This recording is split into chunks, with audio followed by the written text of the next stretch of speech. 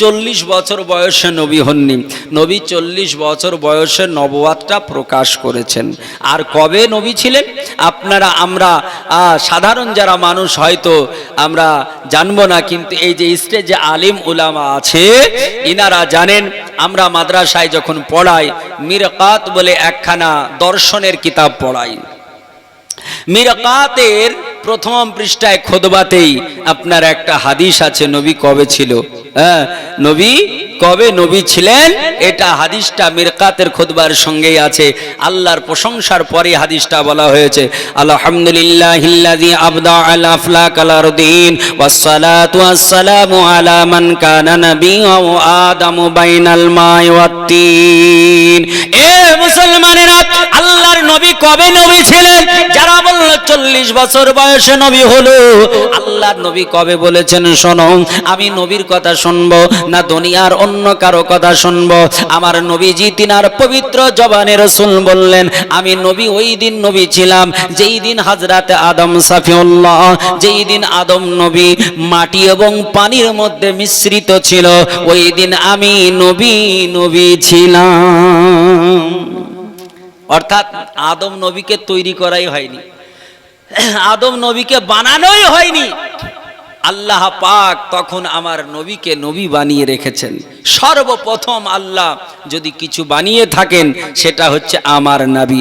আল্লাহ তাআলা রব্বে কায়নাতের নবী বলেছেন, আউয়ালু মা খলাকাল্লাহি নূরি, আল্লাহ তাআলা সর্বপ্রথম আমার নূরকে আল্লাহ বানিয়েছেন। ওয়া কুল্লু খলাইকিম মিন নূর, আর আমার নূর দ্বারা জগৎবাসীকে বানিয়েছেন। বলি সুবহানাল্লাহ। হাদিসে কুদসির মধ্যে এসেছে, আল্লাহ পাক রব্বে কায়নাত রব্বুল আলামিন নিজের নূরে, নিজের জাতি নূরে এইভাবে তিনার কুদরতি হাত মেরেছিলেন। ফা কাবাজা কবজাতাম, এইভাবে নূরকে ধরার পরে আল্লাহ বললেন, কুনি হাবিবি, আমার বন্ধু তৈরি হয়ে যাও। আর সঙ্গে সঙ্গে আল্লাহ পাকের নবী তিনি তৈরি হয়ে গিয়েছিলেন। বলি সুবহানাল্লাহ। এ নবী পাক সাহেবে দোজাকে আল্লাহ সম্মান তাহলে কবে দিয়েছেন? যেই দিন কোনো কিছু ছিল না সেই দিন নবী ছিলেন, নবীর সম্মান আল্লাহ সেই দিন দিয়েছেন। আর আজকে অনেকে বলছেন যে নবী আমাদের মতো মানুষ,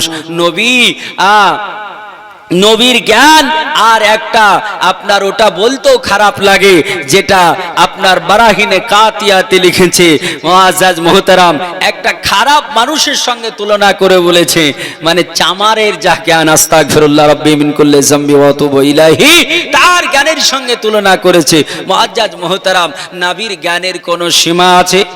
আছে। নবী পাক কত জ্ঞানী, কোরআন পাকে আল্লাহ বলেছেন নবী পাক কত জ্ঞানী। আল্লাহ কোরআন পাকে বলছেন, কেউ বলতে পারে মাওলানা মনিরুল ইসলাম কোন জায়গায় আছে নবী কতটা জ্ঞান রাখে? আল্লাহ তাআলা রব্বে কায়নাতের নবীকে জিজ্ঞেস করতে হবে না, সর্বপ্রথম চলো আল্লাহ পাক রব্বে কায়নাতকে জিজ্ঞেস করে, কারণ নবীর আগে নবীর কথার চাইতে প্রাধান্য আল্লাহ পাকের কথা।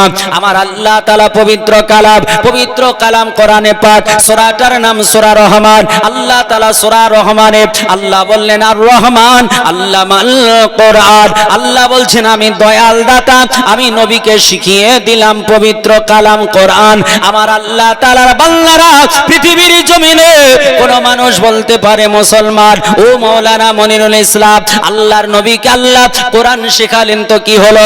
কোরআন শিখলো মানে সব শিখলো নাকি? কোরআনে সব জ্ঞান আছে নাকি? কোরআনে আসমানের জ্ঞান আছে, কোরআনে জমিনের জ্ঞান আছে, কোরআনে আটলান্টিক মহাসাগরের কথা আছে, কোরআনে প্রশান্ত মহাসাগরের কথা আছে, কোরআনে লোহিত মহাসাগরের কথা আছে, কোরআনে কাঞ্চনজঙ্ঘার কথা আছে, কোরআনে মাইন এভারেস্টের কথা আছে নাকি? আমার আল্লাহ তাআলা বলছে, ও পৃথিবীর জমিনের মানব শোনো, আল্লাহ কোরআন পাকে বলেছেন বাইনাস সামাওয়াতি ওয়াল আরদ ইল্লা ফি কিতাবিম মুবিন। আল্লাহ বলছেন, ও দুনিয়ার বুকের মানুষেরা, সপ্ত আসমানে যাহা কিছু আছে, সপ্ত জমিনে যাহা কিছু আছে, সমস্ত জ্ঞানটা, সমস্ত কিছু আমি আল্লাহ তাআলা পবিত্র কালাম কোরআন পাকের মধ্যে রেখে দিয়েছি। একবারে জোরে বলি সুবহানাল্লাহ। আমার আল্লাহ তাআলা রব্বে কায়নাত কোরআন পাকের মধ্যে সব সৃষ্টিকে আমার আল্লাহ তাআলা ভরে দিয়েছেন। আর আমার আল্লাহ বললেন ওই কোরআন পাককে আমি আল্লাহ তাআলা নবীকে শেখায়া নবীকে সব জ্ঞান দান করে দিয়েছি। আর যারা বলছে নবী কতটুকু জ্ঞান রাখে, বলুন তাহলে আল্লাহর কথা মানবো না জগতের মানুষের কথা মানবো? ঈমান রাখা কিন্তু বড় দুষ্কর ব্যাপার। এই সময়কালে ঈমান রাখা বড় দুষ্কর। নবী এটাও বলেছেন, নবী বলেছেন সে সময়কালে হাতের তালুতে আপনার আগুন রাখা সম্ভব হতে পারে, কিন্তু ঈমান রাখা এর চাইতে দুষ্কর হয়ে পড়বে, কঠিন হয়ে পড়বে। সেই সময়টা প্রায় আমাদের সম্মুখে চলে এসেছে। মুআজ্জাজ মুহতারাম, বহুজন বহু রকম কথা বলবে, বিভিন্ন মানুষ বিভিন্ন রকম মন্তব্য করবে। এর ভিতর দিয়েই আপনাকে আমাকে ঈমানকে সংরক্ষণ করে রাখতে হবে। আর ঈমান সংরক্ষণ রাখতে গেলে আপনাকে মাদ্রাসার সঙ্গে জড়িত থাকতে হবে, মসজিদের সঙ্গে জড়িত থাকতে হবে। মাদ্রাসা মসজিদের সঙ্গে যদি জড়িত না থাকে তাহলে কিন্তু আপনার ঈমান সংরক্ষণ হবে না। আর আল্লাহওয়ালা যারা তাদের সঙ্গ দিতে হবে। মুআজ্জাজ মুহতারাম, আল্লাহওয়ালার সঙ্গ না দিলে আপনার ঈমান রাখা দুষ্কর আছে। হাদিসের কথা এটা বলছি না, তাফসিরে রুহুল বায়ানের ভিতরে লেখা আছে যে আল্লাহর ওলি, এক ওলির দামান ধরতে হবে। ওই তাফসিরে রুহুল বায়ানের মধ্যে লেখা আছে যে মানুষটার পীর নাই, যে মানুষটার মুর্শিদ নাই, জেনে রাখুন তার মুর্শিদ হলো, তার পীর হলো আজাজিল শয়তান। বুঝছেন কিনা? আর আজাজিল শয়তান মানুষের ভালো চাই না খারাপ চাই? মানুষের দুশমন না বন্ধু? আল্লাহ পাক রব্বে কায়নাত দুনিয়ার বুকে যে মানুষকে পাঠিয়েছে, এই মানুষের আপনার চিরশত্রু, তার নাম আজাজিল। ইন্না শায়তানা লিল ইনসানি আদুউম মুবিন। আল্লাহ তাআলা তিনি বলে দিয়েছেন নিশ্চয় আজাজিল শয়তান হলো মানুষের প্রকাশিত দুশমন, প্রকাশিত শত্রু। কোনদিন আজাজিল চাই না যে আল্লাহ পাক রব্বে কায়নাতের কোন বান্দা আমার আল্লাহকে ডাকে, আমার আল্লাহকে সাজদা করে, আমার আল্লাহর জান্নাত উপভোগ করে। কেন? এটা হিংসা তার মনে, এই জন্য হিংসা তার মনে। আমার আল্লাহ পাক রব্বে কায়নাত রব্বুল আলামিন তিনিও ডেকেছিলেন। ওই আজাজিল আল্লাহকে ডেকেছিল, এত ডেকেছিল, আমার আল্লাহ তিনাকে পছন্দ করে নিয়েছিল। আমার আল্লাহ পছন্দ করে নিয়ে তাকে আপনার সারা দুনিয়ার মর্যাদা দিয়ে আমার আল্লাহ আসমানের উপরে উঠিয়ে নিয়েছিলেন। আমার আল্লাহ তাআলা আসমানের উপরে উঠায়া আমার আল্লাহ জান্নাতের ভিতরে তাকে স্থান দিয়েছিল। আমার আল্লাহ তাআলা সমস্ত ফারিস্তাদের কমান্ডার বানিয়েছিল, মুআল্লিমুল মালায়েক সমস্ত ফারিস্তাদের শিক্ষক বানিয়ে দিয়েছিল। এত কিছু করার পরে শুধুমাত্র একটু হিংসার কারণে আমার আল্লাহ পাক রব্বে কায়নাতের কথা একটা অমান্য করার কারণে আমার আল্লাহ তাআলা চিরতরে তাকে লানাতের ত্বক পরিয়ে দিয়েছিলেন। আমার আল্লাহ পাক রব্বে কায়নাতের বান্দারা কান খুলে শুনুন, যেই লোকটা এত ইবাদত করার পরে যদি একটা হিংসা করার কারণে, একটা আল্লাহর কথা অমান্য করার কারণে চিরতরে যদি জাহান্নামী হয়ে যায়, চিরতরে অভিশপ্ত হয়ে যায়। আপনারা আমরা যারা মানুষ, আমরা যদি আল্লাহর কথা অমান্য করে দিই, আমরা যদি রাসূলের কথা অমান্য করে দিই, আল্লাহর কথা রাসূলের কথা যদি অস্বীকার করে দিই, আমাদের অবস্থাটা কোন জায়গায় হবে?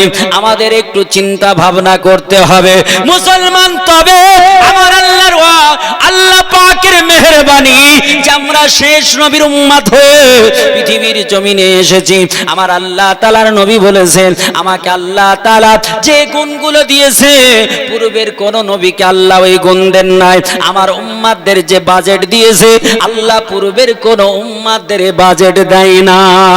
আমার আল্লাহ পাক আমার রব্বে কায়নাত রব্বুল আলামিন এই পৃথিবীর জমিনে আপনাকে আমাকে পাঠালেন, আপনাকে আমাকে নবীজির উম্মত করে পাঠিয়েছেন। এই নবী পাক সাল্লাল্লাহু তাআলা আলাইহি ওয়াসাল্লাম তিনি বলেন, ও দুনিয়ার বুকের মুসলমান শোনো, ওগো আমার উম্মত উম্মতানি শোনো, পৃথিবীর জমিনে যদি তুমি ভুল করে নাও, পৃথিবীর জমিনে যদি ত্রুটি হয়ে যায়, পৃথিবীর জমিনে যদি চলতে গিয়ে কোন রকমের যদি তোমার পাটা একটু স্লিপ কেটে যায়, তাহলে তুমি চিন্তা করো না, চিন্তা করো না, আমি আল্লাহ আমার কাছে তওবা করো, আমি আল্লাহ তোমার তওবা গ্রহণ করে জীবনের গুনাহসমূহকে আমি আল্লাহ মাফ করে দেব। সুবহানাল্লাহ। আমার আল্লাহ তাআলা রব্বে কায়নাতের নবী বলেছেন, এ আমার উম্মত চিন্তা করো না, যত গুনাহ হয় হোক, কত গুনাহ হবে, তুমি যদি এই ফর্মুলাটা মেনে চলো, তোমার পৃথিবীর বুকে সারা দুনিয়াতে 4 ভাগ করে 3 ভাগ হলো জল আর 1 ভাগ হলো স্থল, তাই কি না? 3 ভাগ জল 1 ভাগ স্থল। রাসূল বলছেন সারা পৃথিবীর সমুদ্রের ফানা যত পরিমাণ হবে, এত পরিমাণও যদি তোমার পাপ হয়, আবু দাউদ শরীফে হাদিসটা এসেছে, রাসূল বলছেন তুমি 5 ওয়াক্ত নামাজ পড়ো আর প্রতি ওয়াক্তে ফরজ নামাজ পড়ে তাসবিহ জপো। কি? সুবহানাল্লাহ, সুবহানাল্লাহ, সুবহানাল্লাহ। একদম সহজ। 33 বার সুবহানাল্লাহ, সুবহানাল্লাহ পড়ো। আলহামদুলিল্লাহ, আলহামদুলিল্লাহ 33 বার পড়ো। আল্লাহু আকবার, আল্লাহু আকবার 33 বার পড়ো। পড়েন কিনা? আর একবার পড়ো লা ইলাহা ইল্লাল্লাহু ওয়াহদাহু লা